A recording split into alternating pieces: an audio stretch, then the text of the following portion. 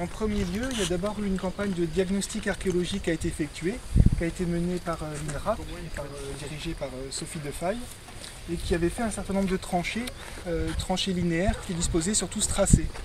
C'est ce que vous voyez par exemple sur ce plan, c'est ce qui correspond à tous ces rectangles que vous avez là. L'emprise de la fouille est assez limitée puisque ça fait un peu moins de 1800 m², mais ça permet quand même d'avoir deux bâtiments dans leur totalité. Un premier qui se trouve ici et un second qu'on ira voir plus tard, donc vous voyez tous les niveaux empierrés là-bas. Donc là on est dans le sous-sol du bâtiment, mais c'est justement cette partie qui était chauffée, donc voilà, l'air chaud circulait sous le sol. Ça au fond plat chaud. C'est ça. Donc ça offre un certain confort. Et cet air chaud ensuite, il remonte le long des parois à travers des briques rectangulaires qui sont évidées. Donc l'air chaud peut circuler comme ça entre les murs et la cloison. En photo aérienne, rien n'avait été vu à côté.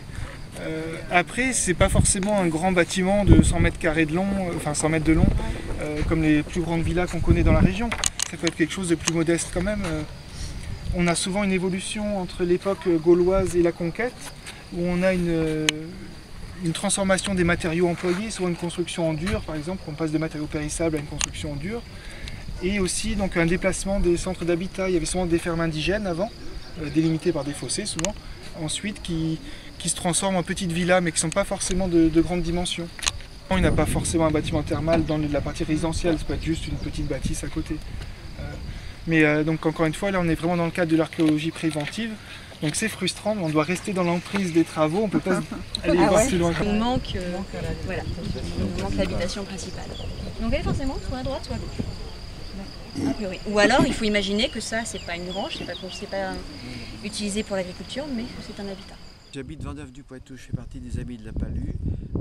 On s'intéresse beaucoup à tout ce qui est fouilles, les fouilles des Tourmirandes. On a donc fait aussi 2 silos sur Marigny et pour voir la conservation, étudier la conservation des grains, les poutres en particulier. Donc les silos sont fermés.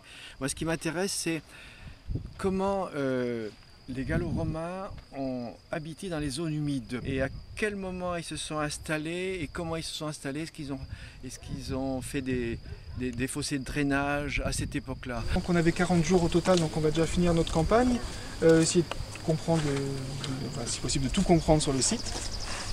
Et ensuite donc le tracé va passer là, donc une bonne partie des vestiges seront détruits lors de ce... Il va passer le bulle, mais vous ne pourrez plus intervenir pour voir les couches. C'est ça, mais en fait normalement il passe quand on a terminé la fouille aussi, hein, donc normalement il n'y a plus grand chose à apprendre. Oui.